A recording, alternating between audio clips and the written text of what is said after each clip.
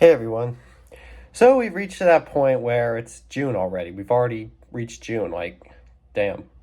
So, of course, knowing me, I'm going to be doing my usual every movie I saw in June reviewed for as long as I feel like. Yeah, I don't really have a time limit anymore at this point. But anyway, it's just, we're going fast with time, so let's take a look at all the movies I watched in June. Sat down, checked out, and, just what do I think of them? How do I feel? How nitpicky am I? Starting off is Seth MacFarlane's new comedy, Million Ways to Die in the West. After Ted, of course, MacFarlane wanted to get more into the movie industry, so he made this film, a movie that's sort of funny. It does have its funny moments. You definitely can see where MacFarlane's humor comes from in this. He's got that good Family Guy or even Ted sort of touch with the movie. The problem that kind of takes this movie away from me from being as funny or as good even as something like Ted or Family Guy is, well, it's too serious. Like, there are just so many scenes in this movie that you're supposed to be invested in. Like, this, normally it's fine to have serious moments in a comedy film, but when it's supposed to be like an entire parody spoof like this is supposed to be, this of course just kind of lampooning westerns and giving sort of the Seth MacFarlane vibe to it. The fact that there are just so many scenes where you have to sit down and actually feel honestly kind of bothers me. It kind of destroys with the runtime too. The movie is over an hour and 50 minutes, which seems really long for a silly satire film. So yeah, there's just too many serious moments. Either way, the moments that are funny do work really well. Because, again, Seth MacFarlane's a really funny guy, so all of his stuff that he says in this movie can definitely be a lot of fun. I just feel like they could have like limited the seriousness in the movie and just kind of went more for what we came for. So that's just all I really feel. Now here's a forgotten Jack Nicholson film. The Last Detail is one of Jack Nicholson's earlier films from the 70s. This film just revolving around him and a bunch of buddies who are essentially crazy people.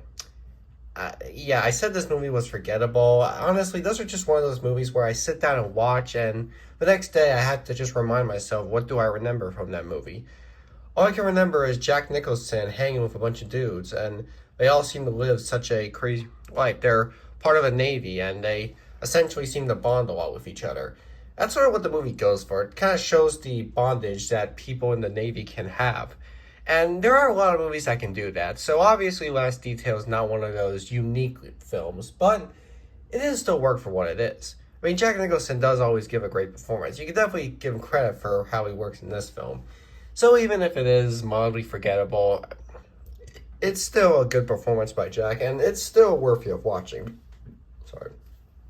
The movie still does have some good stuff that I'm sure many people can get to pretty nicely. I was able to enjoy this nicely enough. I didn't think it was anything fantastic, but as far as these kind of movies go, I accept this for how good it is at what job it wants to do. Of course, here's Kingsman. This British action film has a lot going for it.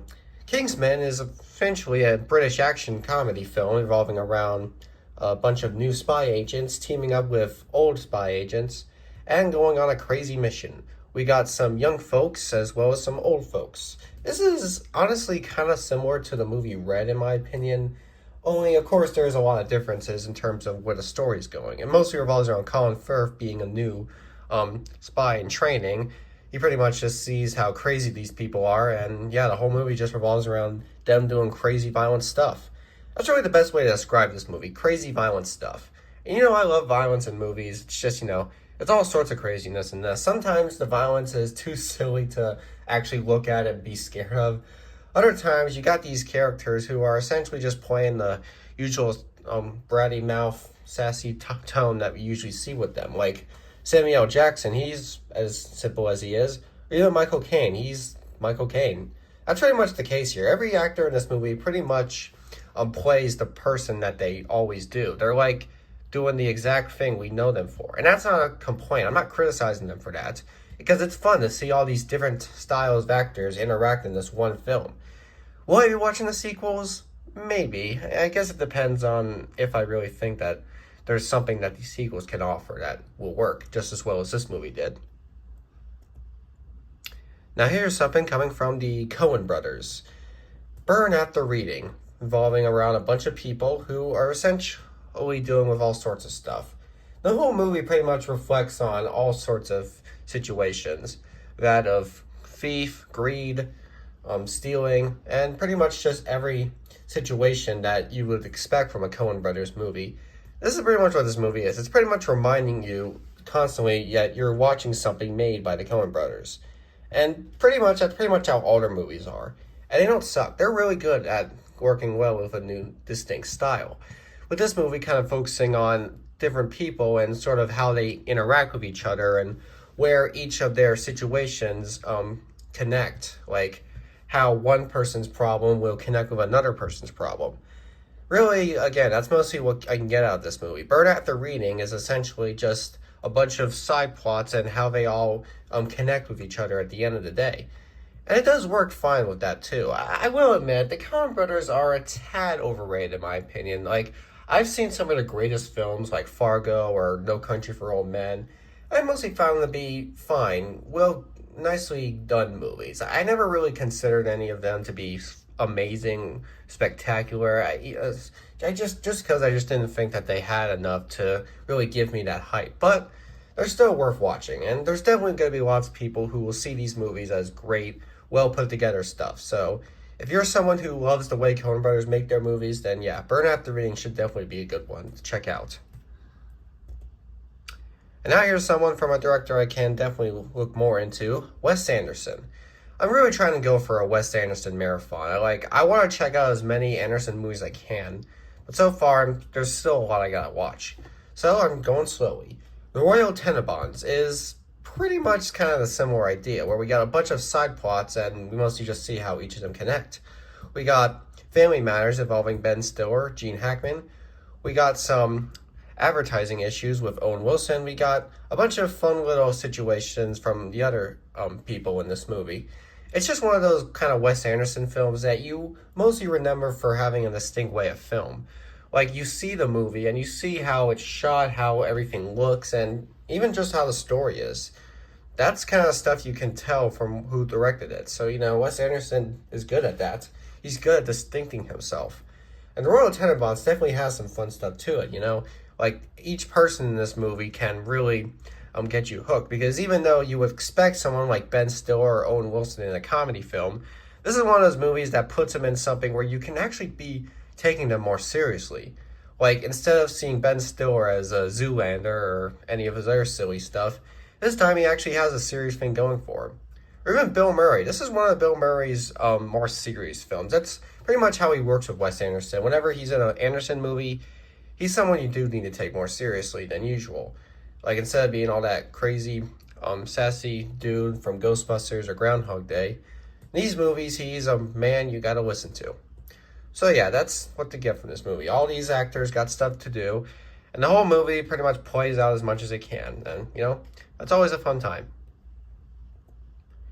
The Birdcage. Now, this was a coincidence that I watched this on so-called Pride Month.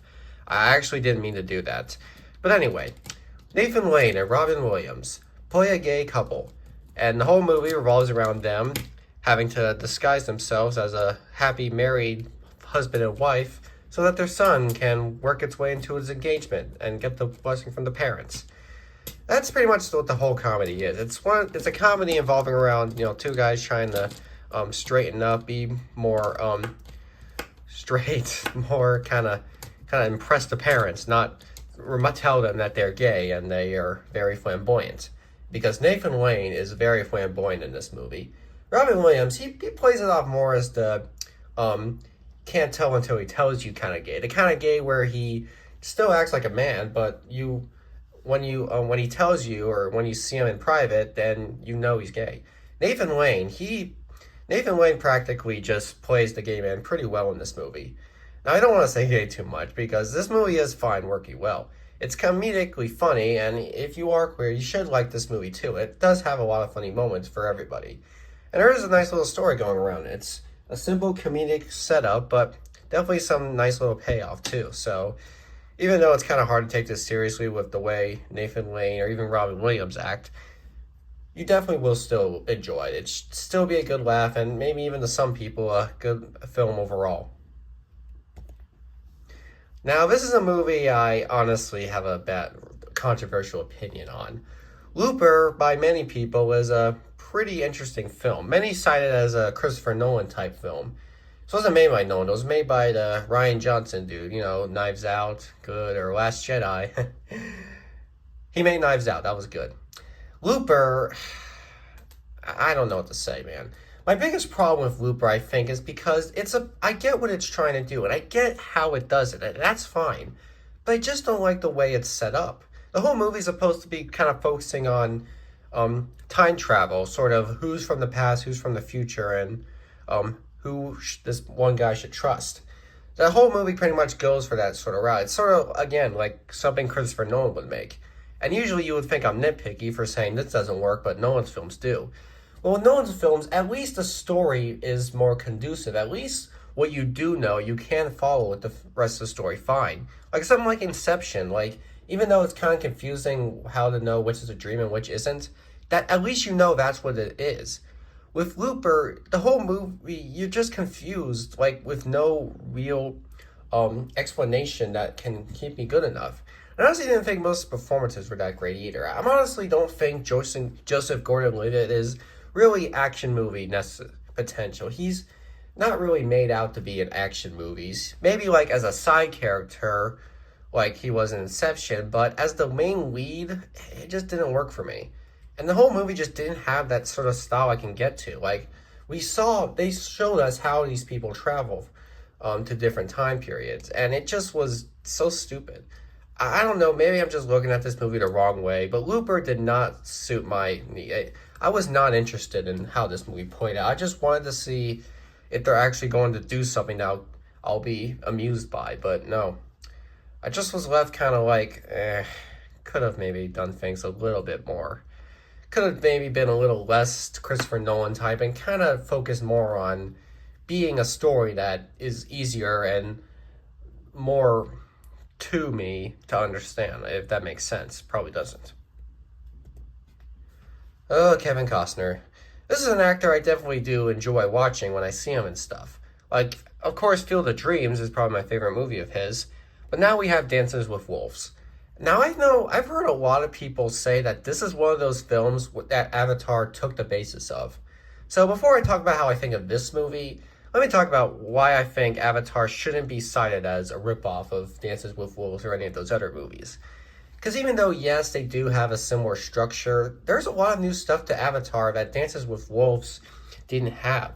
Like Avatar actually takes a big new adventure. There's a lot of new styles to it. If it was just like the same situation and the same pacing, then I get it. But it's not, so I'm kind of not part of that hype. Anyway, off topic. Dances with Wolves is a pretty great film. The movie pretty much focuses on Costner playing a guy who has to spend a bunch of time with a bunch of Native Americans, learns about their culture, and gets very intuitive by it. And the whole movie pretty much sets it up as him being interested by what they do, and at the end of the day, being more on their side. Now, again, you may think Avatar stole it. Well, look, I think I'm making my point clear enough. Either way, Dances with Wolves really has a fun feel to it. Costner's performance is great, the setup is great, the way that they all establish each character arc and how you're supposed to feel for everybody is done pretty nicely. The movie definitely is good at making something so basic actually be more exciting than it would be. Those are kind of the kind of movies I love, the kind that seem like they're going to have a boring structure when really it's made out to be a lot more exciting. Okay, why did I watch this? I don't know. I guess comedy spoofs. Might as well give some shots. Not another teen movie.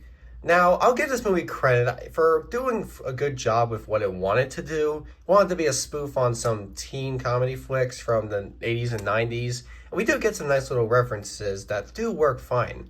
And there's, of course, a 20s Chris Evans, you know. This is before he was Captain America. He's a silly teenager. My biggest problem with this movie is that not only are most of the jokes just not funny, do not land, but the fact that this is one of those parodies that's just parodying something already funny. That's kind of a problem I feel some parodies do. Like this movie spoof stuff like Breakfast Club or She's All That, or most of those other teen comedy films. And that's the thing. There's already comedies. So making something that's already has funny moments, give it funny moments, I don't know. It just isn't something I really think makes sense. Parody movies are more directed towards those that were something you're supposed to take seriously. Like with Airplane, for example, it was supposed to spoof disaster films. Those you took seriously. Airplane made it to where you could just get silly with it. Now, yes, this movie is a lot sillier and probably has more jokes to it than the teen comedies it spoofs, but it still just doesn't really feel like it should exist. And yeah, I just don't think this movie needed to exist. Now, I can appreciate it for doing well with what it tried to do because there are a lot of moments that do show that they do care about their spoof. But they just didn't choose the right material to go with. And I just feel that this movie just doesn't need to exist. A lot of parody movies that came out around this decade were not needed and pretty much killed the genre. So, thanks a lot, movies like this and Disaster Movie, of course. You all are the reason we won't get to see any more movies like Airplane. And here's yet another Wes Anderson movie, with Bill Murray and Owen Wilson, I add. Life Aquatic with Steve Zissou, if I'm pronouncing it right, focuses on a bunch of situations. Now, this time around, everyone does connect more, so the story doesn't really do too much to separate everybody, but we do get a lot of interesting things. Like, the whole story structure of it kind of revolves around being famous, kind of dealing with what you publish or what you make. It's sort of showing kind of how that can connect with what you really feel. Like, there's an entire scene in this movie where all these people are just in the submarine and go see a bunch of stop motion sea creatures swim around. The scene is, of course, not very amazingly well filmed. Like, the visual wise, it's pretty silly. Got the hiccups.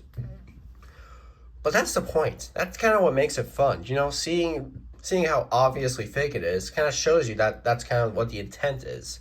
Those are kind of times where bad effects can work, when you know that they aren't actually trying to be good effects. They're just showing you a little moment where you can kind of see it better. Like, you're not getting too bored by it. There's something to it that will make it so that you can actually watch it. Again, I might just be nitpicky if I complain about it for something else, but I like the way this movie does it.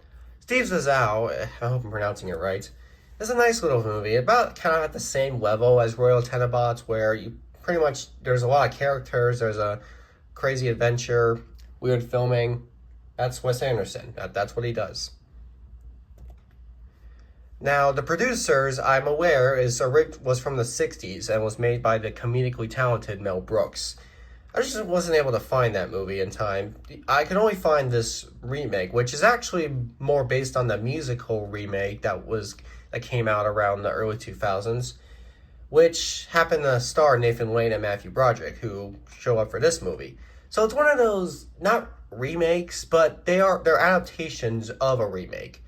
Kind of like Little Shop of Horrors. You know, that movie was based on a musical that's a remake of a 60s film. Or there's a new Wicked film coming out, which I'm not a big fan of so far, which is based on a musical, which on its own is set up from Wizard of Oz. You see the thing? So that's what The Producers is. It's a story about two guys who want to make a movie so bad that they can manage to succeed from it. And so they pretty much hire the worst of the worst and do the worst, most offensive thing they can do. That being a Nazi play. And that's pretty much what the whole movie is. It's these two guys setting up a whole offensive, not cool, not good play because they want to do that. There's some nice little celebrities other than these two, like, of course, Uma Thurman, or even Will Ferrell shows up, yeah.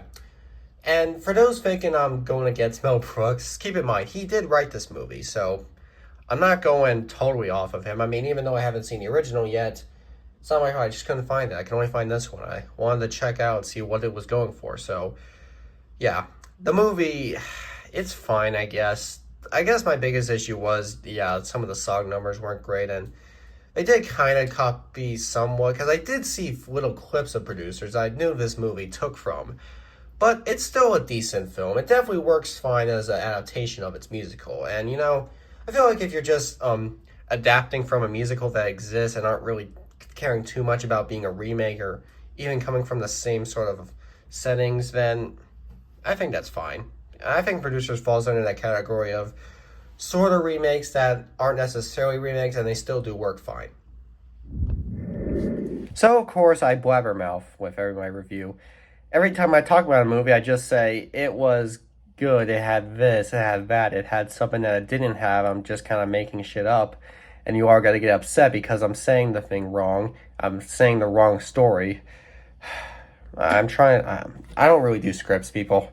Okay, this channel is not that important to me, so I don't do scripts. So yeah, you're gonna get used to me talking about stuff without really analyzing it enough, because that's what I'm gonna do.